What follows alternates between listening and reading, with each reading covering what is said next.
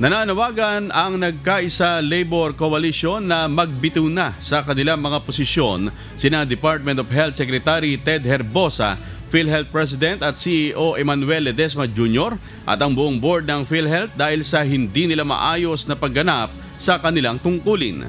Ayon kay Attorney Sani Matula, chairperson ng koalisyon, ang hindi pagtanggap ng subsidy para sa PhilHealth sa proposed 2025 General Appropriations Act ay naglalagay sa panganib ng kalusugan ng mga mamamayan dahil maaaring mailipat ang pondo sa ibang proyekto.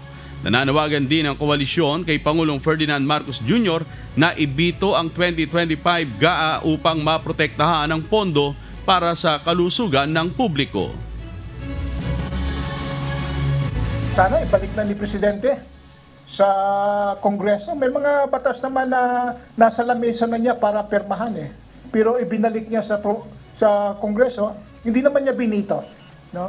Binalik niya para i-review ng Kongreso at baguhin yung gusto niyang ipababago. Maaari naman gawin niya ng Presidente. Okay.